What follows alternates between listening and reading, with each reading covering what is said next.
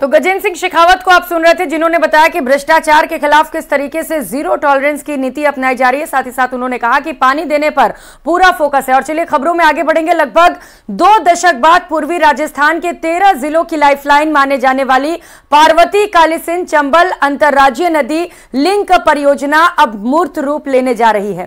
प्रधानमंत्री नरेंद्र मोदी के विधानसभा चुनाव में किए गए वादे को पूरा करने के लिए राजस्थान और मध्य प्रदेश इस परियोजना के क्रियान्वयन के लिए बड़ी पहल कर चुका है। देखिए रिपोर्ट।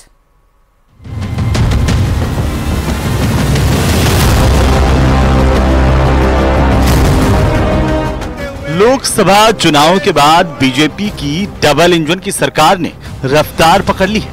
विधानसभा चुनाव में किए गए वादों को पूरा करने के लिए राजस्थान और मध्य प्रदेश अब तेजी से आगे बढ़ने लगे हैं। पार्वती कालीसिंध चंबल अंतर्राज्यीय लिंक परियोजना के काम को शुरू किया जा रहा है। यह देश में जल प्रबंधन के क्षेत्र में प्रधानमंत्री नरेंद्र मोदी की सरकार के लिए एक और बड़ी उपलब्धि है। राजस्थान और मध्य प्रदेश की जनता के लिए भी यह एक महत्वपूर्ण अवसर है। ईआरसीपी से 13 जिलों को पीने का पानी मिलेगा। 2 लाख हेक्टेयर का नया कमांड क्षेत्र बनेगा। 9 जिलों में 80,000 हेक्टेयर की कमांड स्थिर होगी। उद्योगों को भी पानी उपलब्ध होगा। संशोधित पीकेसी ईआरसीपी प्रोजेक्ट पूर्वी राजस्थान के 13 जिलों के लिए वरदान है। लिंक प्रोजेक्ट से राजस्थान को 3,677 एमसीएम पानी मिल पाएगा, जो पहले की ईआरसीपी के 3,510 एमसीएम से ज्यादा है। दोनों राज्यों के बीच पानी के बंटवारे का निर्णय सेंटर वाटर कमेटी ने वेरीफाई करके पानी तय किया है। 40,000 करोड़ में 4,000 करोड़ ही राज्य सरकार पर भार आएगा। नए एमओयू के बाद इस परियोजना का 90% खर्चा केंद्र सरकार वहन करेगी। जो नदियों के माध्यम से हमारे उस किसान को मिले, हमारी योजना के माध्यम से उस किसान को फायदा हो, जनता को शुद्ध और अच्छा पीने को पानी मिले। इस योजना से दोनों प्रदेशों की जो भौगोलिक स्थिति है, निश्चित रूप से उसका काम आगे बढ़ेगा और पीने का पानी भी मिलेगा और किसान के लिए सिंचाई का पानी भी मिलेगा। दोनों राज्यों के बीच इस योजना से गहरा रिश्ता भी स्थापित होगा। मुझे पता है राजस्थान में जो परंपराएं हैं वही मध्य प्रदेश के अंदर है। मध्य प्रदेश के इतिहास में एक अलग प्रकार से लिखा जाएगा। ये नवाचार भी है और हमारे अपने देश की संघीय भावना का प्रकटीकरण का बहुत बड़ा उदाहरण भी है। 2 राज्य लगभग 20 साल से ज्यादा समय से छोटे छोटे इशू को लेकर के बिना बात के कुछ न कुछ कारण से अपने अपने राज्यों के हित होते हैं, मानते हैं, लेकिन राज्यों के हित में हमको और एक निगाह रखना पड़ेगी, वो है देश हित। देश हित से बड़ा कोई हित नहीं हो सकता है। अब मध्य प्रदेश सरकार के साथ मुख्यमंत्री भजनलाल शर्मा संशोधित पीकेसी ईआरसीपी नदियों को जोड़ने की परियोजना के क्रियान्वयन के लिए तेजी से आगे बढ़ रहे हैं। राज्य सरकार केंद्र सरकार के सहयोग से इस परियोजना को आगामी 5 साल में पूरा कर राजस्थान के 22 जिलों की आबादी को अनमोल तोहफा दे सकती है। न्यूज़ 18 राजस्थान के लिए राकेश शर्मा की रिपोर्ट।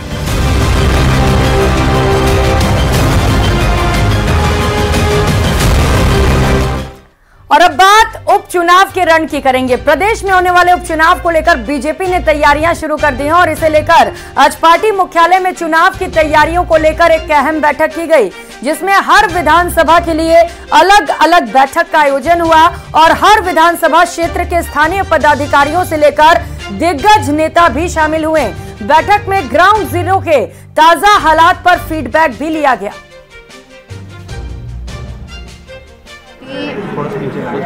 इस उपचुनाव की बिल्कुल तैयारी में लग गई है। हमने इस विषय पे बहुत बारीकाई से काम भी कर लिया है और मुझे विश्वास है कि आने वाले दिनों में इन सभी उपचुनावों में हम विजयी होंगे। तो सिर्फ बीजेपी ही नहीं, कांग्रेस ने भी उपचुनाव की तैयारियां शुरू कर दी हैं और इसे लेकर आज दौसा में कांग्रेस पार्टी की बैठक हुई, जिसमें सांसद मुरारी लाल मीणा, विधायक रफीक खान और कांग्रेस नेता पुष्पेंद्र भारद्वाज शामिल हुए। बैठक में विधानसभा उपचुनाव को देखते हुए संगठन को मजबूत करने के साथ ही विधानसभा उपचुनाव में भी कांग्रेस के पक्ष में परिणाम हासिल करने के लिए प्रत्येक कार्यकर्ता को जिम्मेदारियां दी गई। मेरे इलेक्शन जीतने के कारण ये विधानसभा सीट खाली हो गई है। कैसे कांग्रेस को मजबूत किया जाए, कैसे कांग्रेस के कार्यकर्ताओं को सक्रिय रखा जाए, जिस तरह से लगातार चाहे विधानसभा के चुनाव हो चाहे लोकसभा के चुनाव हो, हमारे सारे कार्यकर्ताओं ने मिलकर काम किया और मजबूती से काम किया। और यही कारण रहा था कि विधानसभा क्षेत्र दौसा भी बहुत भारी बहुमत से हम जीते थे। कि संगठन की जो एकजुटता का परिचय इस दौसा लोकसभा में देखने को मिला, उसी का नतीजा था कि हमारे वरिष्ठ नेता यहाँ से विधायक रहे, मुरारी लाल मीणा जी सांसद बने और आज उनकी जो विरासत है वो वापस किसी भी तरीके से कांग्रेस के खाते में जाए, उसको लेकर के संगठन को जो सक्रियता है उसको और सक्रिय किया जाए। कांग्रेस पार्टी ने लोकसभा के अंदर और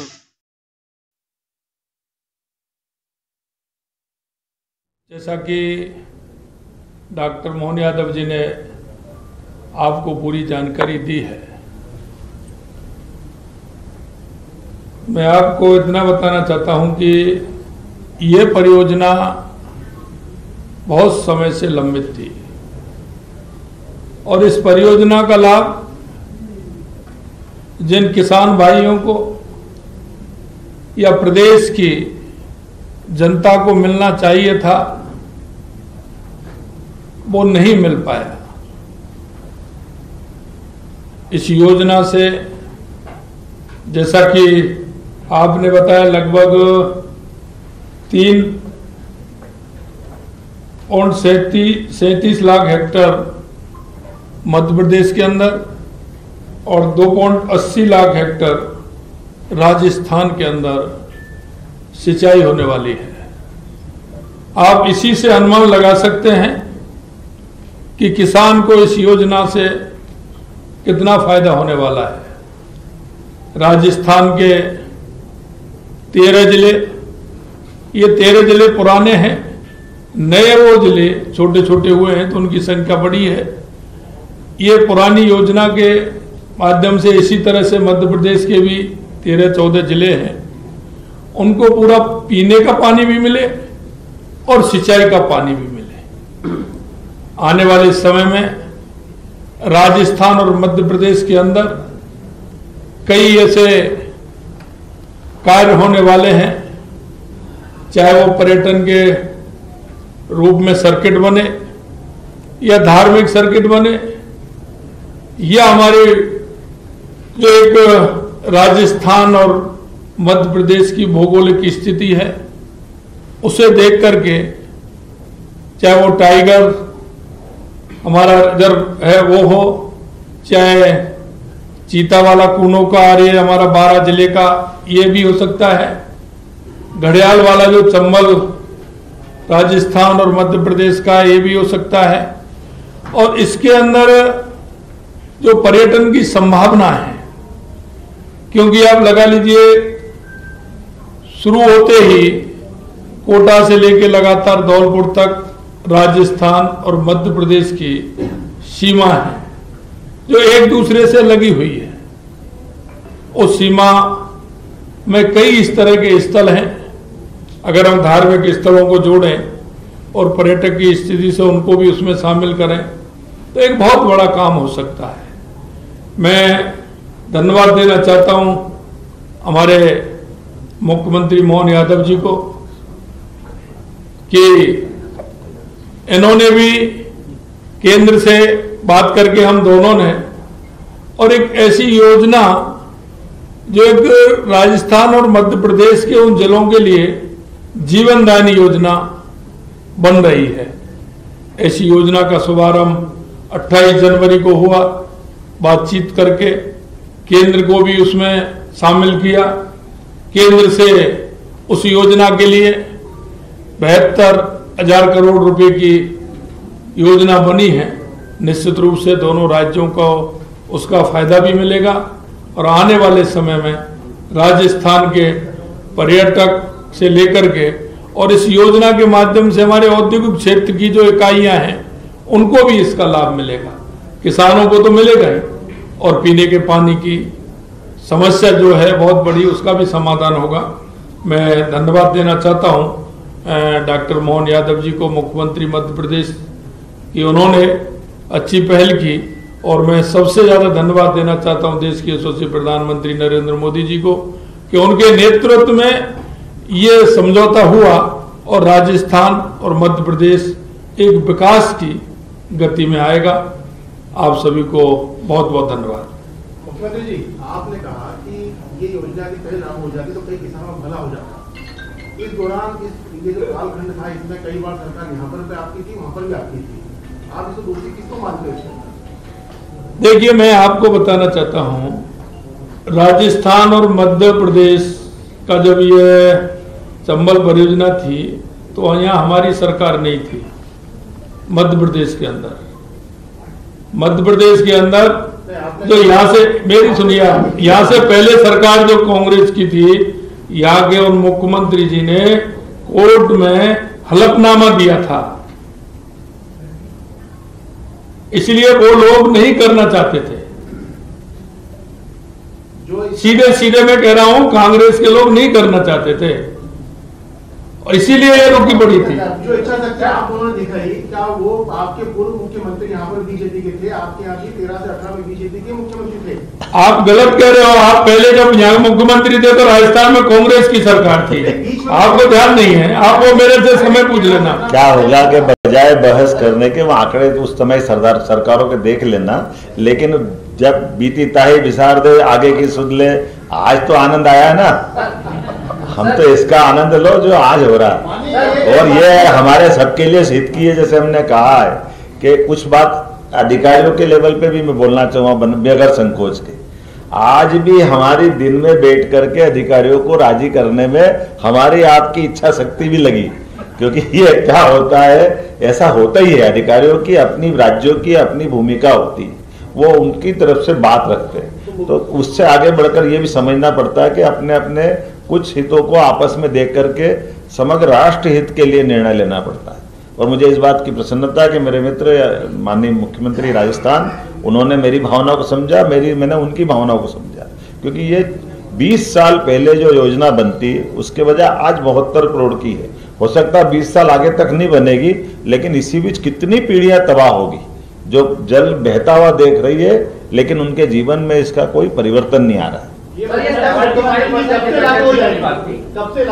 तो अब टेंडर की स्थिति में है, केवल ये पैसा भी मंजूर कर दिया है। ये मान के चलो 1 आध महीने में माननीय प्रधानमंत्री को समय देने की देर है। वो 1 महीना हो या 1.5 महीना जो होगा, अब हमारे लेवल पे हम बहुत आगे बढ़ गए। अरे एक एक तय करो, कैसे सोचनी पड़ रही कौन क्या? देखिए ऐसा है, सारी बातें आज ही आगे आगे देखते जाइए, होता है क्या, क्यों चिंता कर रहे हैं? क्यों नहीं कर लिया? जो करना था सब कर लिया हमने आपस में, तभी तो यहाँ बैठे हैं। जब शुरू होती है तो कई चुनौतियां भी आती हैं, बड़े पैमाने पर विस्थापन किया जाता है, जल भराव क्षेत्र भी होता है और जल के बंटवारे के मामले में भी होता है। तो कौन कौन सी चुनौतियां हैं जो आप अभी बैठकर तय कर चुके कि ये बहुत जल्दी क्लियर होने वाली है? आपको सारी क्लियर हो जाएंगी, आगे आने वाले समय में आपको सारी बताएंगे, आप चिंता मत करिए। जुड़ा हुआ प्रश्न है, क्योंकि इसी साल नर्मदा नदी का